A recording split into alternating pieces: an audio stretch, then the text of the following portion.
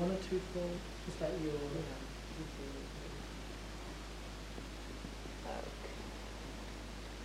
There we go. Lesson code's on the board, Magali, for you. Yes. And everybody, that's the code that you need.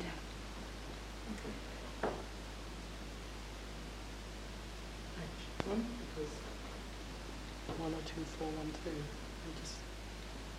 Actually, best ask Magali. Where did you get this number? Is this your student number? That's right. Okay. But it needs to be prefixed by CWC Learner. You can log in as a staff as well. Oh, no. You're a staff. CWC Learn. Hopefully this works. I have no idea.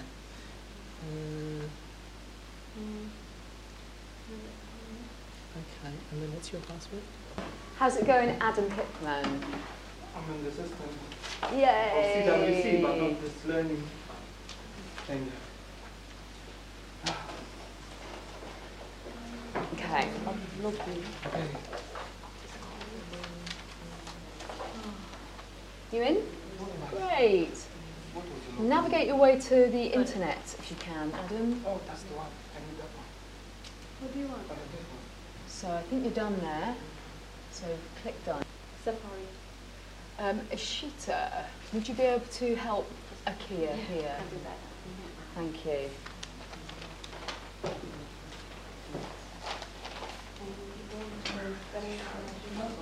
Log in.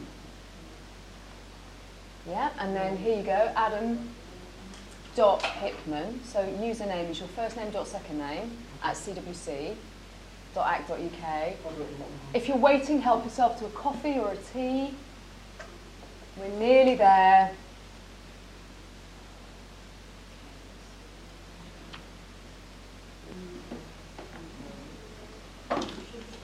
Use your phone. My phone was not very good. I couldn't trust it. Yep, that's it. I think you're in. You're in. You're fine. Yes. Oh, Made it. I made it. How do you spell your surname? no, that's your password. Right, there's a little note. Akia, I have used Afri as a surname. Yeah. No, that's all right. You weren't to know. So does that make sense? So it's akia.afri at cwc.ac.uk.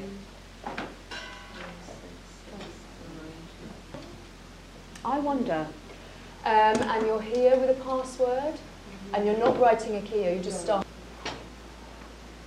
Could you try one last time?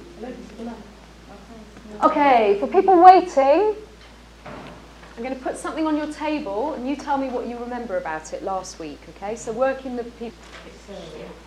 Okay, so here you go. She's just going to tell you what to do.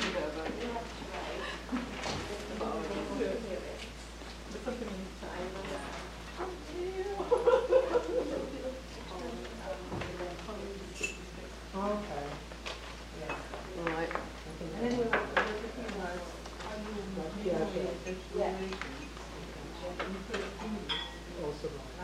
Have we done Piaget?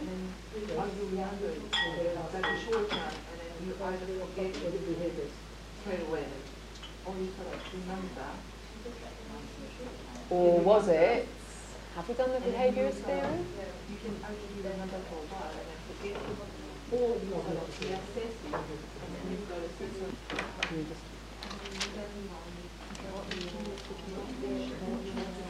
What was this? Helen's not in here. What she told me, She's been she said, write the names of the theorists Could she be something or the learning theories. That's what she said. But what we could work. So that's why I was confused, and that's why I'm like, I'm associated with that theory. Is Is this recovering from last week? 5 seconds left. Cognitive, baby, Okay, that's time.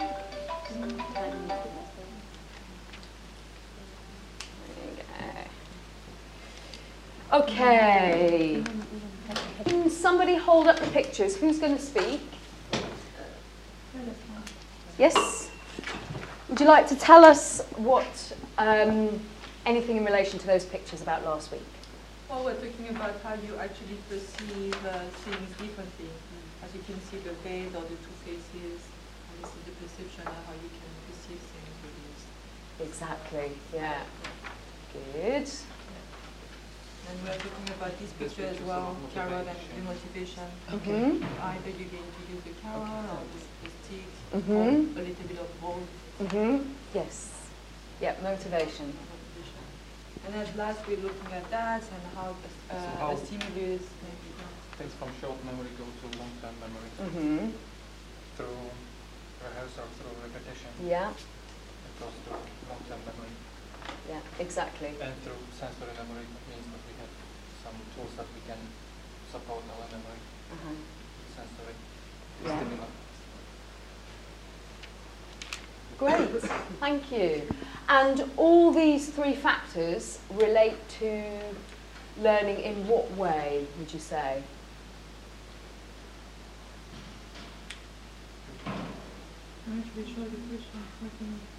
Why did we look at these things? At what part of the lesson did we look at them, and why? Because of the different style of behaviorism. And motivation apply just to one school? It's just the timer again. I think this may apply to all of them. Exactly, yeah. So we looked at these at the beginning of the lesson, and this is about how we learn. And they apply broadly across the three schools. And you're right, we did consider three schools last week, which are, can anybody tell me? Cognitive. Cognitive, Behaviorist yeah, and humanist. Yeah. good, okay. Which one did we look at last week? Cognitive. Great, so moving on from that, can you tell us a bit about cognitivist approach? It's about using a previous experience to enhance learning going forward. Uh-huh, And it's based on a lot of child development theories. yes. And some of the theorists that we've mentioned is Piaget, Ausubel, and Jeff Petty. And there's different ways of learning methods such as advanced organizers and graphical graphic organizers. Even feedback is a good way to help enhance cognitism. Yeah, yeah. Thank you. Good. Okay, so moving on to today's session. We should, by the end of today, be able to identify the three main learning theories seen there. Today we're looking at behaviourism and humanism. Okay. We're going to... Did you manage to bring this week? Don't worry if you haven't. I've got blank copies. Yeah. Okay, Adam, could you just hold that up and show everybody?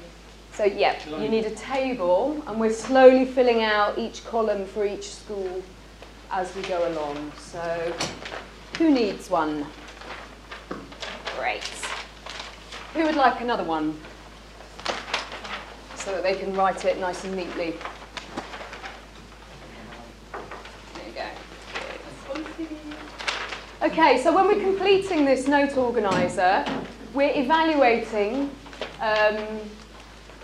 each school or approach to learning. And then following on from that, we're using learning theory to assess and evaluate which teaching strategies to adopt for particular learners or sessions. You might have a tendency to go for one approach over another. And we'll discuss this a bit later. So, you know a lot about cognitivism, and for people who missed last week, let's evaluate.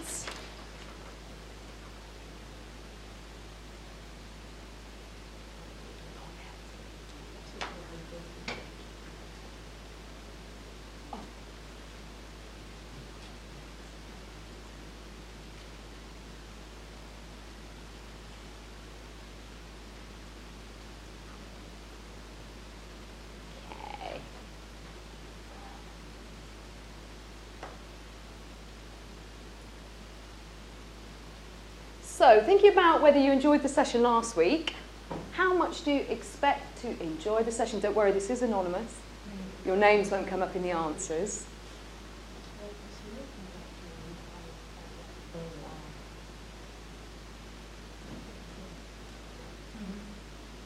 Okay, we've had one response in. Some speedy texter.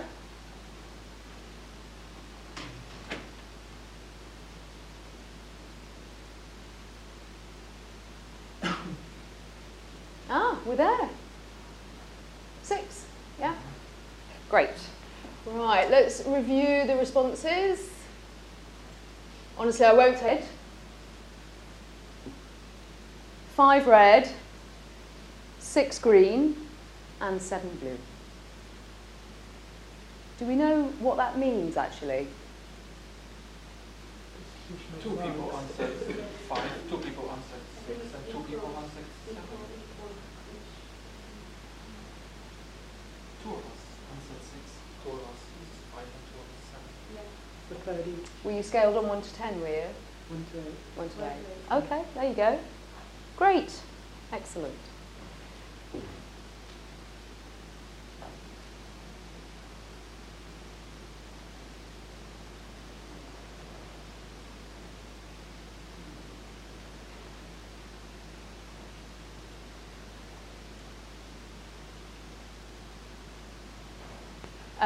So if we take 5 as being, I'm hoping, some way towards knowing something, so high up the scale.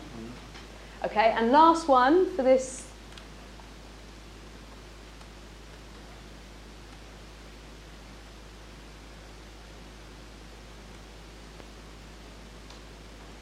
So behaviourism,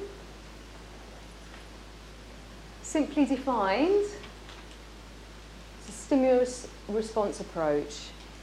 So the stimulus being the teacher, so you've got all of this in a handout. Teacher controls the stimulus through reinforcement and prompting. The learner responds with a change in behaviour. Okay. Before we continue, let's see what you might already know about behaviourism, because I bet you do.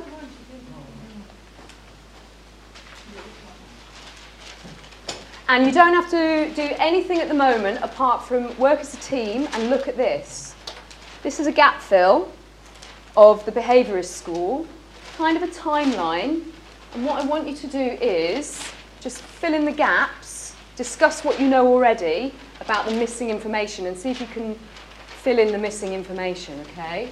I'm going to give you 5 minutes to do this, and then at that point, after that, I'm going to let you use your phones to do research. But could you just go with your prior knowledge to start with? So let's have, could we put the tables together? You've got 4 photos. See if you know who you think they are, like Pavlov? Exactly. So anything you know about that, you write in here. Here over this side, you've got like a BF, and see if you know who BF who, for example. And then just have a look. You've got a picture of a rat. Is this ringing any bells? And here's an old guy who's a theorist, and I wonder if you know who this theorist is. It doesn't matter if you don't. So only just discuss, complete the bits you can. In a couple of minutes, I'll let you go onto the phones.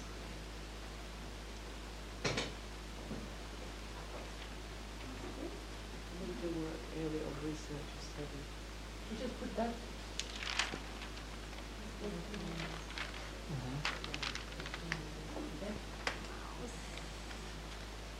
What is the last one? The last one. There is no name. There's a cat with Hmm? the cat. What about the cat?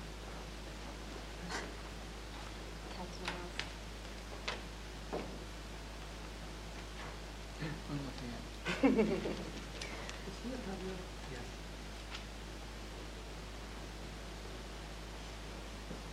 Okay, would it be useful to go to phones? Okay, yeah, you can use your mobiles then.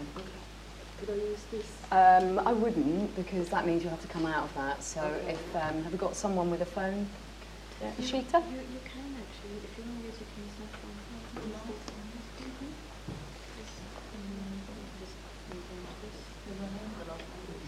Should we just use one?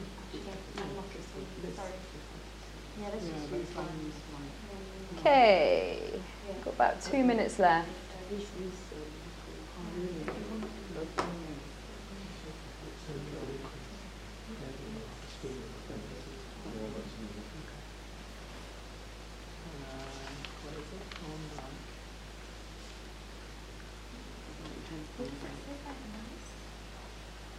does it explain?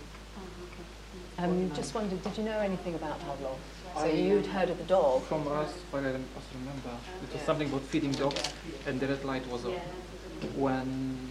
And it took for quite a period of time. But every time there was food given to the dogs, the red light was on. And finally, at the end of this Animal CD, she intelligence, coined this, connection, this I term, think. behaviorism.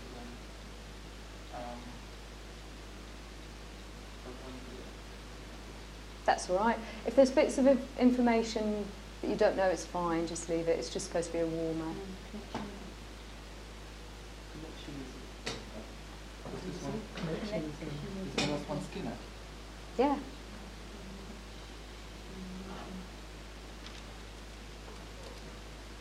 Okay.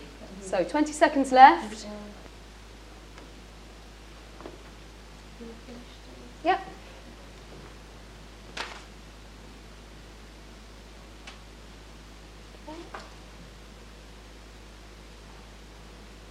Yep, lots of good information there. Yeah, you get the idea. Okay, so you're going to watch a video now. So if there are still gaps, it really doesn't matter. Have a look at the video, fill in some of more of the gaps once you've seen the video. And also, you've got that column to fill out as well. Lights on or off? It's a type of psychology and the theory of learning. Everything we know about behaviorism is through observation and experimentation. It is not concerned with internal thoughts like thinking or emotions. What behaviorists believe is that people have no free will. Our surroundings and environment determine our behavior. When we are born, our mind is a tabula rasa. In other words, our mind is a blank slate ready to learn from what surrounds us in our environment. Let me explain. When a student does good in school and a teacher praises them, well done, good job, you're doing really well. This is Dr. Pavlov's crafty, though. After a while, when he rang the bell, there was no food. The groundhog now associated the bell with the food, causing him to salivate anyway. Yes, this is a good example of classical conditioning. But you must remember that there are two types of conditioning, classical and operant. B.F. Skinner is another theorist. People don't... And have you got any more to add to this, perhaps?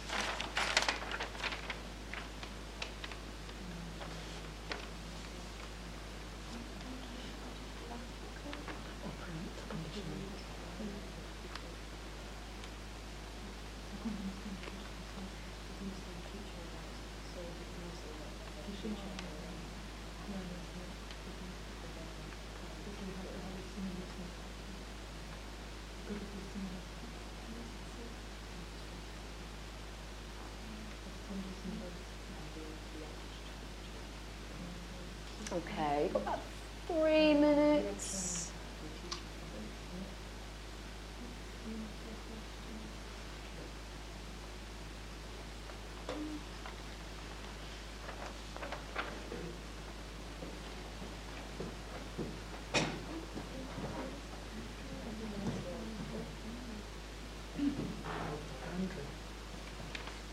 No, Pavlov's. They're on there. Have a look at the sheet. Which one is it?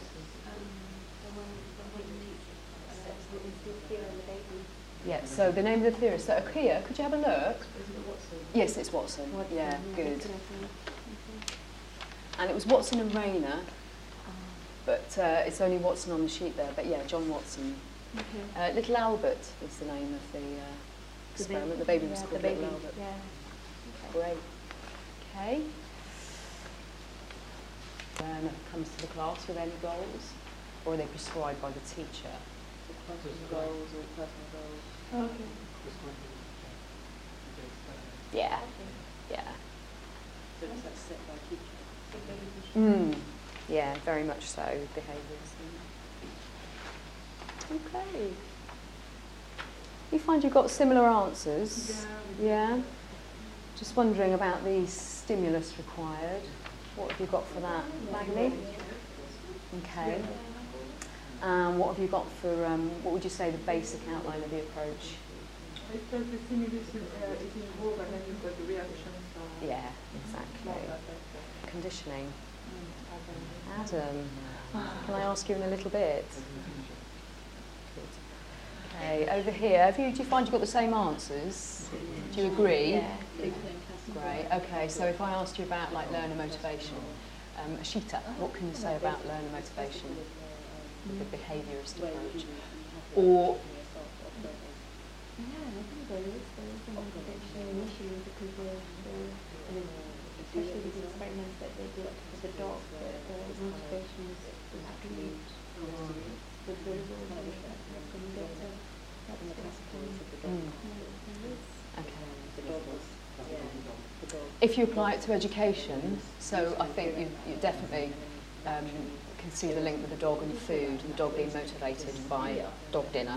But if you apply it to education, what would you say in terms of learners in the classroom? Do you imagine a classroom of motivated learners? I think it would result in a competitive environment. You push yourself, achieving higher. Push and pull, like if Better. that dog That's time. That's just the timer. It's not my mobile going off. Yeah. Okay, hold that thought. Thank you. Thanks. Okay. That one. the mouth is in the mouth. Skinner, who's Yeah. over here. Yes, genau. You did. And Akia, did we mention anyone else? Yeah, well done. And which animal or mammal did Watson experiment with? Good, okay. So this is just good to have as a background. Now, we don't want to be too set about these answers, you know, putting things in columns. So there is discussion. So we can just discuss what we've got. So let's have, can I have Adam, would you be able to tell us something about the,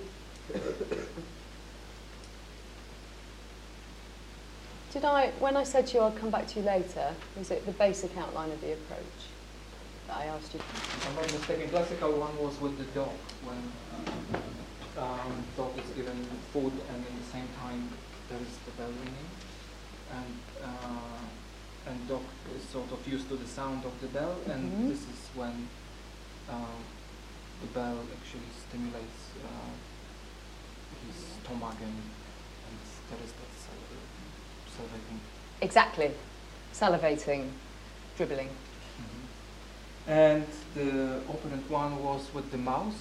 When mouse knocks the door, it gets the food. So it's learning through, that's more positive, mouse learning itself. And dog is sort of forced by the Pavlov to achieve this kind of effect. Exactly. Really clear examples. Thanks, Adam. So you've got classical conditioning with the dog salivating at the sound of a bell because he's associated it with food in the past. So even when the food is taken away, the bell is rung, the dog salivates. Think of it as classic association. I don't know, have any of you ever eaten some food or maybe had a drink of something which made you ill? and as a result you can't touch it. Yeah, Yeah. yeah, absolutely. Do you want to tell us something about that? You don't have to. Yeah, I remember I used sort of diet where you have to eat like mangoes and mangoes.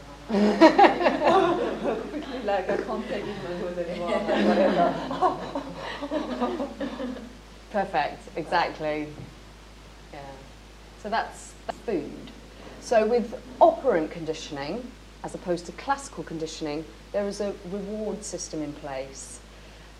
So think to, is anyone a parent here? Has anyone got children? Do you have reward systems for your kids if they do something? Yeah. Tell us about that. So, for example, whoever goes to bed and closes their eyes and falls asleep first will get something in the morning. And there's usually the argument, but then will do their best to fall asleep quicker. Operant conditioning. Exactly. So what's... Promise was made. Excellent. And do you find it works? Yeah, it does. Yeah. There you go. So yeah, it works. Great. Okay. Learner goals over here, Magali. We spoke about learner goals, and Magali and Yasmin together. Can you say something about that? Yeah, we just decided that the teacher would set it because it's kind of an experiment, as I've seen in that experiment set by the theorists, and the learners can just do it. Really, it becomes like a norm for them. So yeah, set up a teacher. Any classroom goals. It's not- or anything like that. It's not by the rats or those desire. It's designed by the Used to scientists. Absolutely. Yeah. So they're prescribed by the teacher, not by the learner. It's the main thing. So you could write learner goals prescribed by teacher, not learner. There was a question over here about motivation, and actually, I think maybe think of it in terms of, do you think the learner...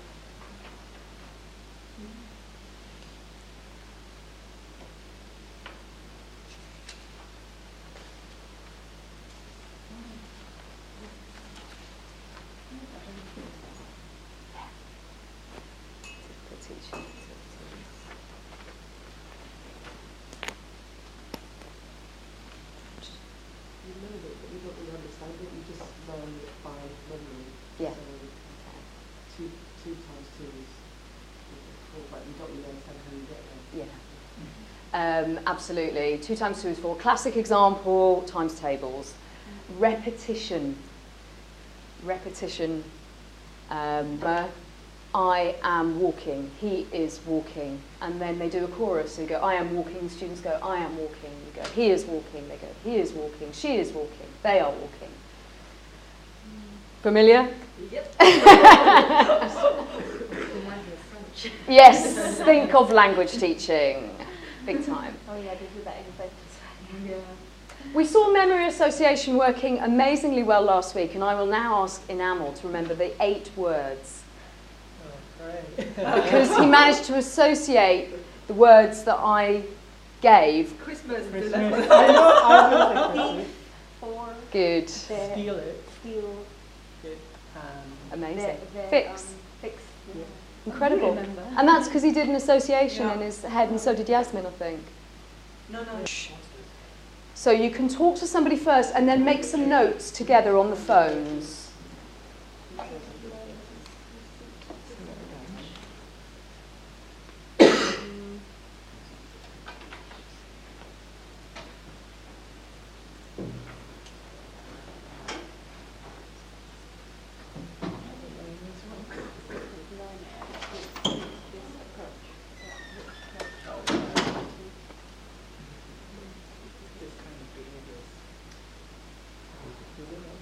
Have a think, talk to your partner, and when you've come up with some ideas, then tap your comments into the phone.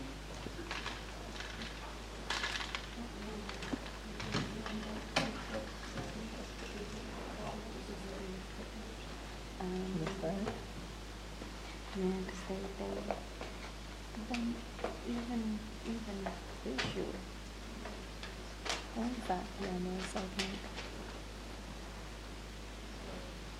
What do you think? Oops.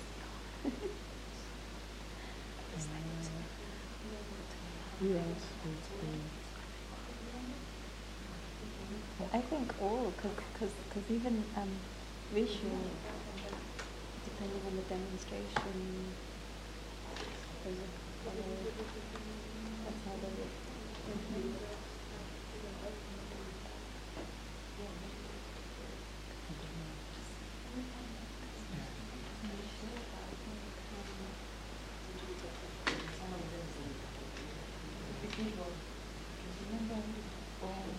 Also, not only visual, but auditive, because the band so auditive.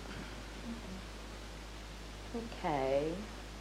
I mean, Couple more minutes. That's,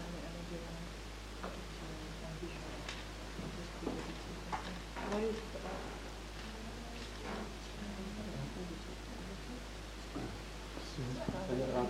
He can keep typing, okay, that's sorry. fine. They've just finished their comments. Oh, okay, sorry. Yeah, just, Okay, no sorry. problem.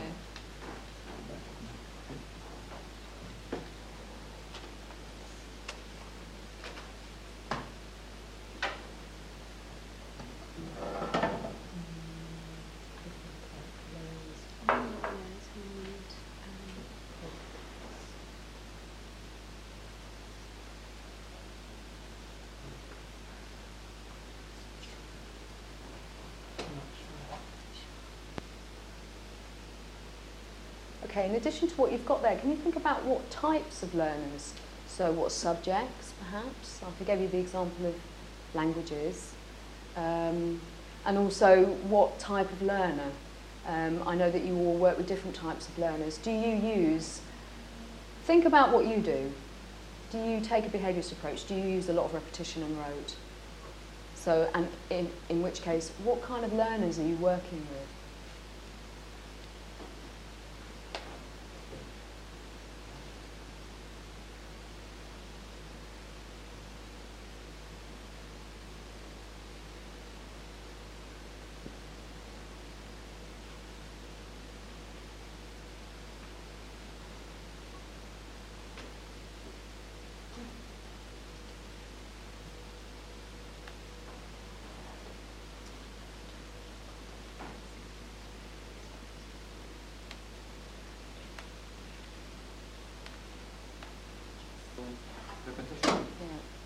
And so it can be said, and I've heard this said from other student teachers, Ashita, I don't know if you'd agree, but quite often working with disabled learners, sometimes you are forced to take a behaviourist approach. Most of the time.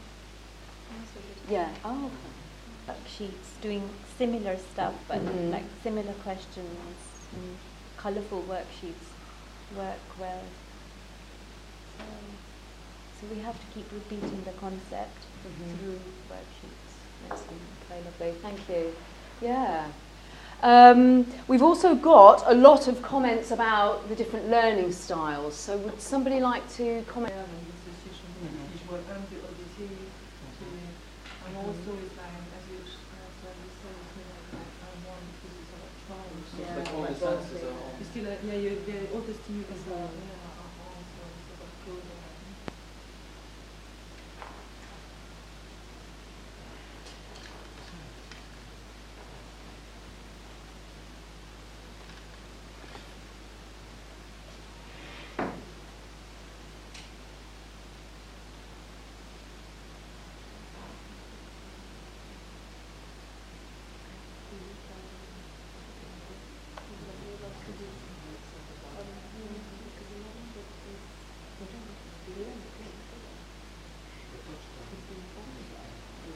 You don't need to do that. The very first level, Oh, this is block dictated learning? Okay. On So it's so on what rungs of the ladder are we operating if we're taking a behaviourist approach?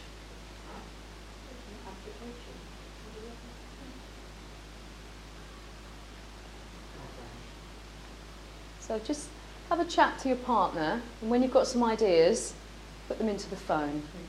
And then we'll see what comes up and we can discuss. I think picture, isn't it? So you're not using your own approach. You're being led into something to do initially. That's why I think it's the bottom understand it.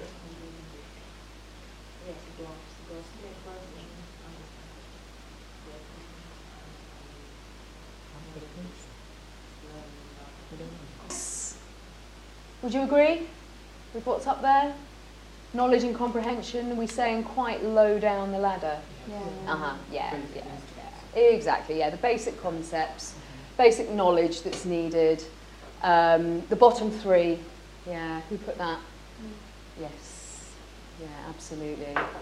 Yeah, okay. Let's see if we've got another question. Oh no, we're now going on to our Behaviourism's Animals quiz. Let's see how you do with this. So the behaviourists were famous for experimenting with humans and mammals. Let's see how we get on. It's a bit Richard and Judy lunchtime quiz because it's multiple choice, but let's give it a go. So look at the first question. I'm going to open it. Let's see. Give me your answers now. So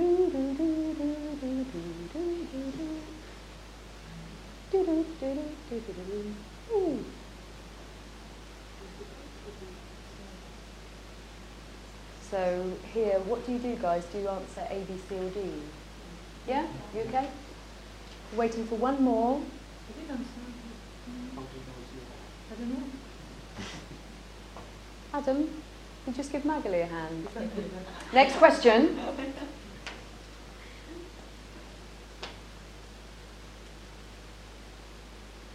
There you go. Skinner.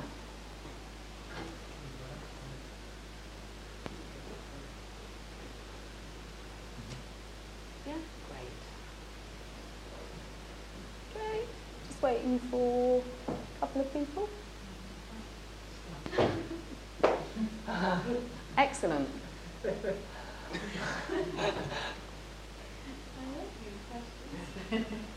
Okay. Oh, no. No, this isn't the question. Oh. Something I forgot to do. So if I say...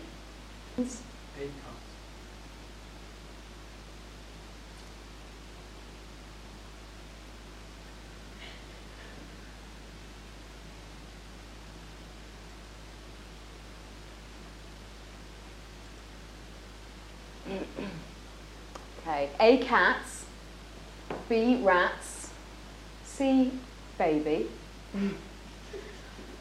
D, pigeon. If I didn't put it anywhere.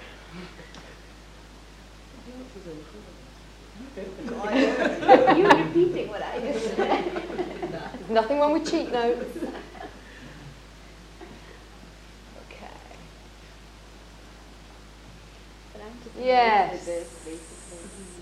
So which is red? Which is A? A was cats or something.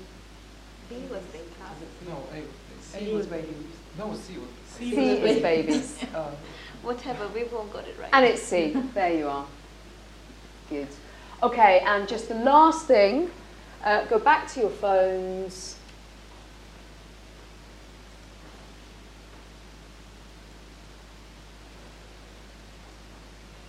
Okay, so I'm going to ask you, how much have you learnt so far?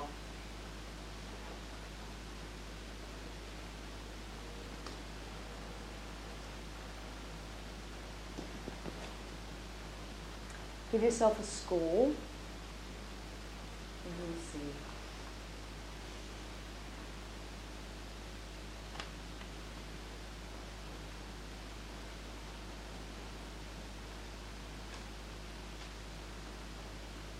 Yeah? The moment of truth. Not bad. Yeah, I think some of you may be a bit modest. Because I've heard there's a lot of knowledge in this room now, at this stage. So quite a large proportion of you at 7, some at 6, and then a couple of people in the middle. And last question. Maybe not by the cat quiz, but by the lesson in general. Can you repeat that question again? As if you just said for the first time. So something I want to ask you is, how challenged are you?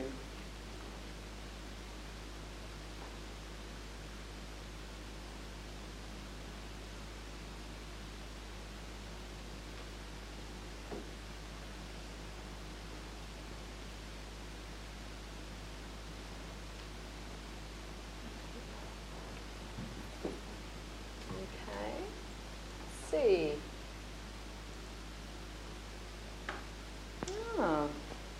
So quite a few feeling quite challenged. So hopefully learning something new, and a couple of you in the middle. Good. Okay, well I think if we leave it there, we'll have a tea break. Do you want to get a little sound first? Okay, so can you tell me what you think about using mobile phones and mobile devices in classroom? I think for the new generation is actually great. Like we're all on that. I mean, I'm guilty as well. I'm always on my phone, always like sort of texting or something. I think it's great. It's a good way of gaining their attention because, as Magli said, they are always distracted with their smartphones in class. So for them, it will be something new and something really interesting to basically get connected with the rest of the class. So yeah, it's a good software. And how have you found using it yourselves? It's simple. It's easy to use, simple, and it's quick as well. It's not, you don't have the problem with the browser loading, and so it's quite, connected to the mobile. It's quite easy to use and fast. You can put a quick response. Can you get that answer again for you online? Yeah, just sure. so it doesn't have to be exact. Yeah. What was I saying? It's really simple to use. I think it's simple. It's fast. The answers are easy to give as well. The options. So I think it's really convenient for them. They're not going to look at it and think, oh, this is really long and winded, and you don't kind of get put off. So what is it that makes it simple to use?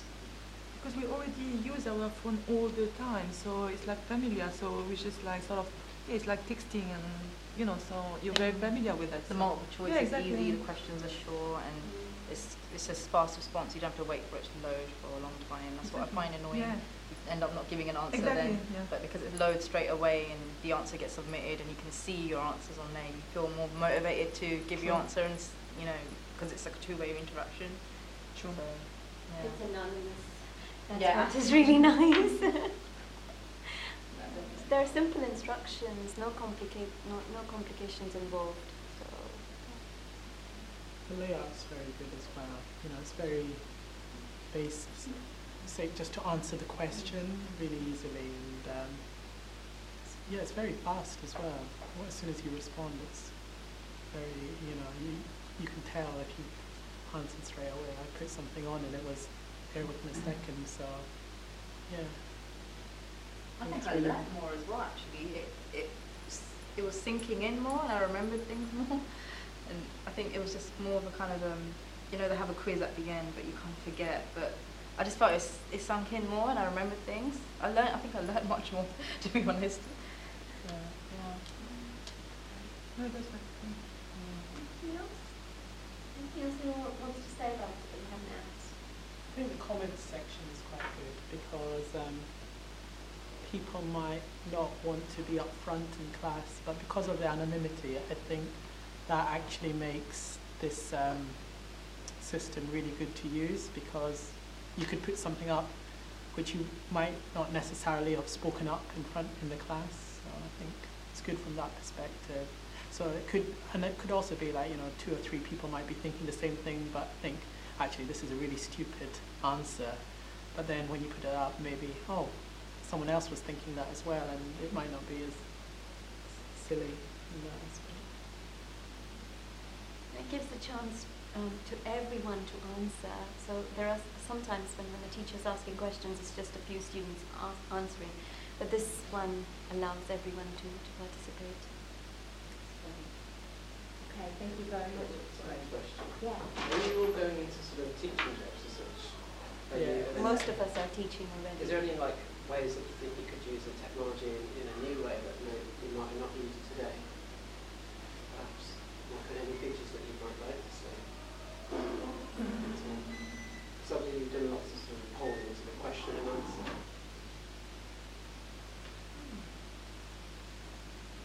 You can use it in the way of assessment, I think. It's like it's a different approach to assessment ways, you know, it's just something, because some students are not, you know, they don't like the exams and don't do running exams. It's just a different way for them to do it. And I felt like I learnt more this way, so maybe it's improving learning in a different way of assessment. Yeah, the assessment part is the same. Yeah, Very good idea. because that's what we used it once, it's like end of module kind of assessment, and then And because the answer is actually quite immediate, you can't actually really talk a lot, and you just have to have a Exactly, straight yeah. answer. Yeah, that's a very that's the way.